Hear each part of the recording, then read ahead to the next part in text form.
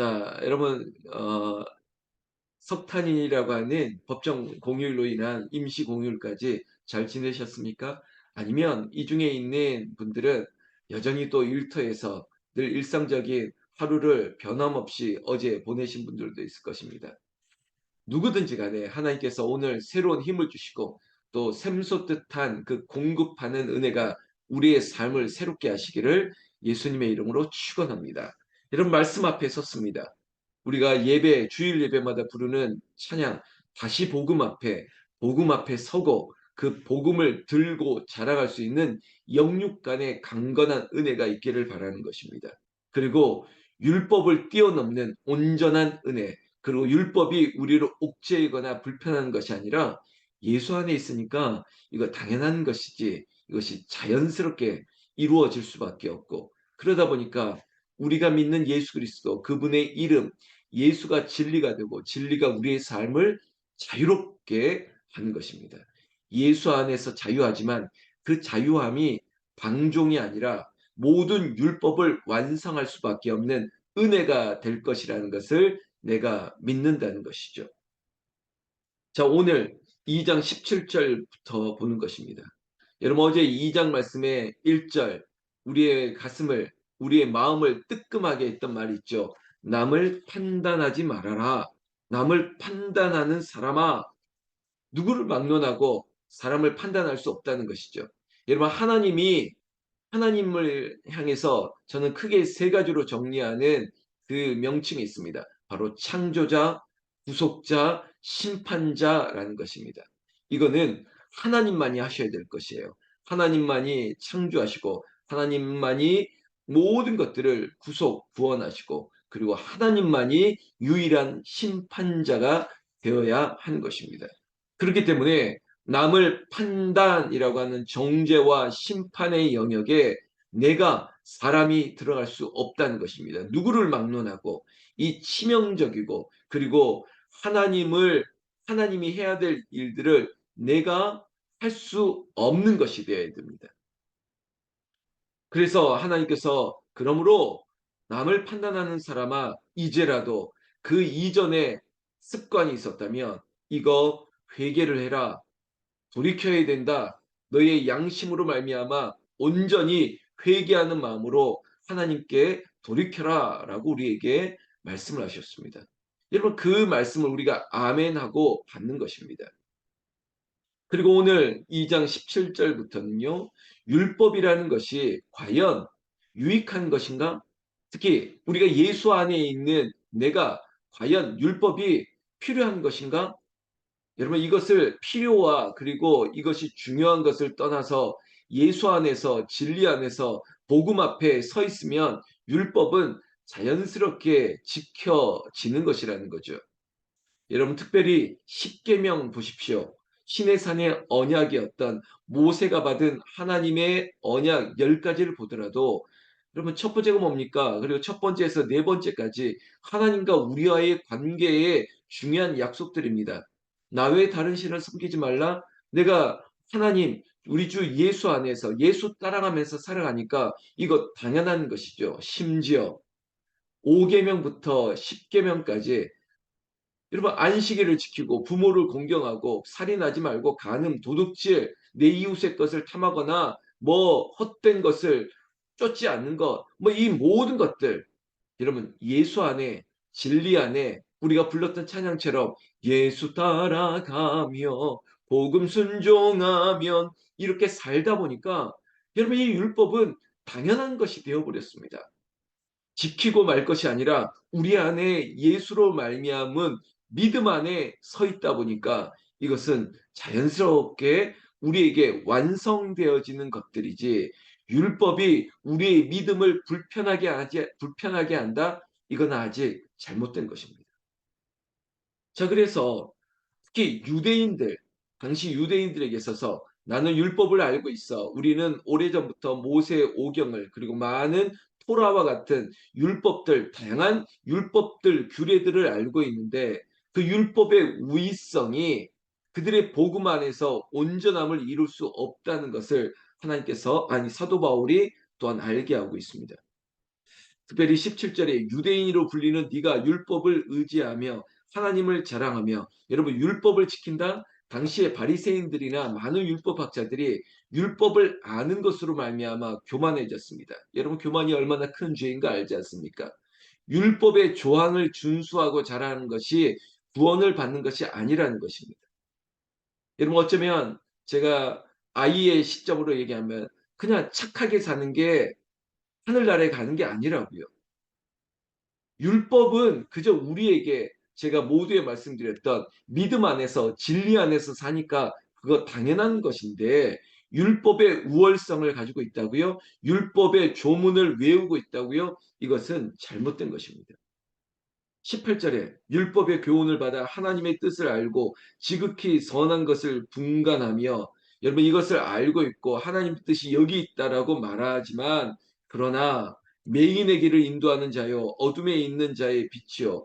여러분 지금 비유적인 설명을 계속하고 있는데요. 아무리 그것을 가지고 있다 할지라도 오히려 잘못된 믿음, 잘못된 율법의 우월성 때문에 모르는 자들까지, 나중에 이방인들이나 율법을 알고자 하는 이들에게 너희의 지식이 망하게 하는도다, 이렇게 할 수 있다는 것입니다.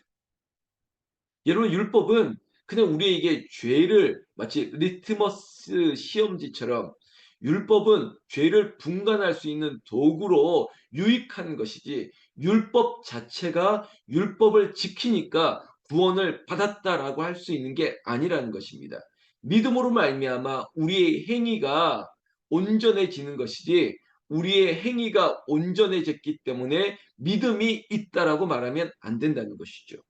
그래서 부끄러운 구원이라도 믿음이 생기면 우리의 삶이 완전히 변화되는 것입니다. 그리고 내가 억지로 지키고 억지로 규범으로 따라야겠다가 아니라 우리의 삶에 자연스럽게 흘러가는 물 같은 그런 은혜가 우리에게 생기는 것입니다.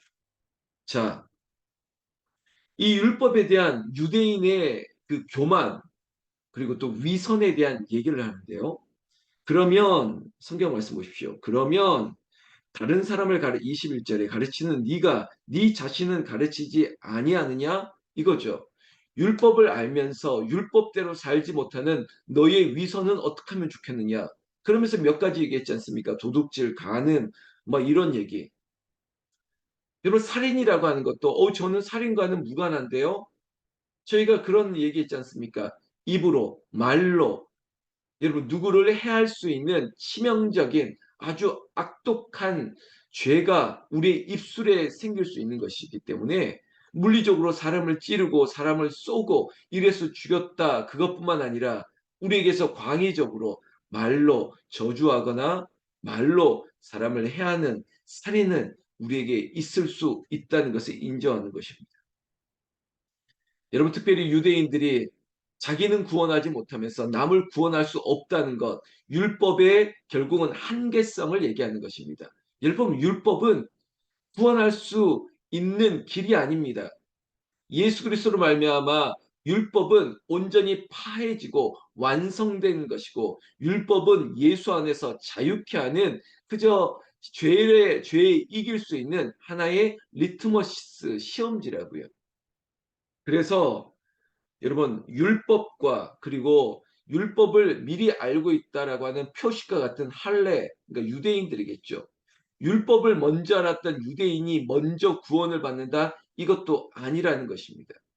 물론 유대인에게 먼저 복음이 전파되었다 할지라도 구원에 있어서 그것이 우선순위가 계속적으로 유지하는 것도 아니라는 것이죠. 성경 말씀 보면 아주 뜨끔한 얘기합니다. 25절에 네가 율법을 행하면 할례가 유익하나 만일 율법을 범하면 네 할례는 무할례가 되느니라, 이런 거죠. 나는 유대인이야. 그리고 나는 날 때부터 8일 만에 할례를 받았어. 내 몸에 내가 구원받은 표식이 있다. 할례가 구원받은 표식이 아니에요. 그냥 유대인의 정체성의 하나일 뿐이지. 그래서 우리에게 있어서 조금 더 엄격하게 얘기하면 교회를 다니는 것이 구원받은 증거라고 말하면 안 됩니다. 여러분 교회를 다닌다, 내가 교회를 믿는다가 아니라 내가 교회에서 예수 그리스도의 이름으로 예배하고 그 구원받은 감격 안에 있는 것이 구원의 확정인 것이지, 나 교회 다녀?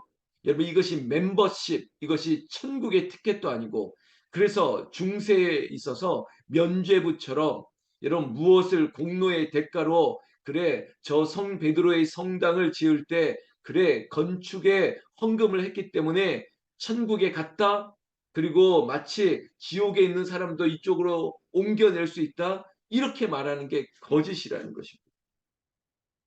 여러분, 율법, 할례, 이것은 하나의 표면적인 방식이지 이것이 구원받은 방식이 될 수 없다라고 말하는 사도 바울의 16장까지 써야 될 로마서의 이야기 가운데 아주 조곤조곤 따져 묻고 있습니다. 사도 바울의 성격이기도 하고 사도 바울의 논리적인 진행 사항입니다. 복음을 설명하기 위해서 오직 의인은 믿음으로 말미암아 살리라라고 했던 이 이신칭의 믿음을 완성하기 위해서는 율법, 할례, 유대인이라고 하는 이 큰 장벽을 무너뜨려야 된다는 것입니다. 그리고 로마서라고 하는 이 편지 이름에서부터 당시의 이방의 중심과 같았던 할례, 저기 뭐죠? 헬라 철학의 근본이 되어야 될 로마, 이탈리아의 중심에서부터 복음이 증거되기를 원했던 것, 이것은 하나님의 뜻이었죠. 그러니 이방인의 전도를 위해서 다시 한번 율법, 할례, 유대인이라고 하는 이 장벽을 넘어서야만 된다는 것입니다. 지금 우리와 같은 이방인들이 될 뻔했던 우리의 삶에 구원의 어떤 우선순위나 순번이 있는 게 아니라는 것입니다. 하나님의 뜻 가운데 예수 그리스도로 말미암아 구원받은 우리에게 구원의 감격은 율법을 자연스럽게 이루어낼 수 있는 은혜가 생겼다는 것이죠. 제가 어젯밤에도 소나무 양기를 쓰면서 이 말씀을 제 마음에 몇 번이나 암송했습니다. 여러분, 진리가 너희를 자유케 하리라. 김 목사, 네가 복음 앞에 있으면 자유할 수 있는 거야. 네가 다른 것을 쫓지 않고 진리를 따라가면 네가 자유함을 얻을 수 있어. 네가 목사라 할지라도 너 안에 자유의 영이 임할 것이야. 너에게 진리의 영이 임할 것이야. 여러분, 이것이 저에게 주는 위로였거든요. 진리가 너희를 자유케 하리라. 오늘도 우리의 삶에 다시 한번 5월의 마지막을 마무리하는 오늘과 내일 가운데 하나님, 율법을 뛰어넘는 은혜, 아니 예수가 율법을 완성하셨기 때문에 예수 그 진리가 우리의 삶을 자유롭게 하시고 그 자유로움이 방종이 아니라 모든 사람의 질서를 완성할 수 있는 표본이 되고, 여러분들이 리더의 역할을 감당할 수 있는 복음 전도자가 되기를 나는 우리 주 예수님의 이름으로 축원합니다. 그리하여 우리에게 있어서 28절에 이런 말씀이 있습니다. 무릇 표면적 유대인이 유대인이 아니요 표면적 육신의 할례가 아니니라. 어쩌면 나는 보잘것없고 초라하고 약하지만, 여러분, 제가 어디를 가더라도 뭐, 목사님이세요, 이런 말을 잘 듣지 않습니다. 제가 자랑하려고 하는 게 아니고 이것을 내 스스로 셀프 디스도 하려고 하는 것이 아니라 그저 모양의 경건이 아니라 그저 바리새인처럼 마치 성가대 가운, 목사 가운 같은 것을 입고 그렇게 다니는 것이 그리스도인이야, 크리스찬이야라고 말하는 것이 아니라, 특히 오늘 이 자리에 있는 우리 권사님, 집사님, 성도님, 여러분들이 있는 그곳에서 과연 그리스도인, 크리스찬, 예수 믿는 자녀로서의 삶이 무엇으로 나타낼 수 있는 것인지, 그것은 삶으로 녹아질 것입니다. 겪어보니까 마치 어떤 식구처럼 가까이서 보니까 더 아름다운 거예요. 야, 만나보니까, 그래, 함께 살아보니까, 아, 저 사람이 정말 그리스도인이 맞구나. 결국 그것을 말로, 어떤 것으로 조문을 통해서가 아니라 삶을 통해서. 그 삶이 뭘까요? 저는 진리가 너희를 자유케 하리라. 진리 안에서 자유함에도 불구하고 늘 평강이, 은혜가, 기쁨이 넘치고 입술에 감사가 이렇게 넘치는 삶 자체가 복음 안에 자유로운 삶 아닐까요? 여러분, 오늘도 복음을 자랑합시다. 그리고 복음 안에 우리의 순종함으로 말미암아 이게 자연스러운 것이 되고, 내가 믿는 예수 안에서 나의 자유로운 삶을 동경할 수 있고, 그리고 내가 믿는 예수를 또한 믿기를 원하는 그런 마음이 여러분들의 삶을 통해서, 오늘 하루를 통해서, 이렇게 일상적인 반복의 힘든 삶을 통해서 그래도 기뻐함을 잃지 않는 여러분들을 통해서 그리스도의 영광이 나타나기를 나는 우리 주 예수님의 이름으로 축원합니다. 축원합니다.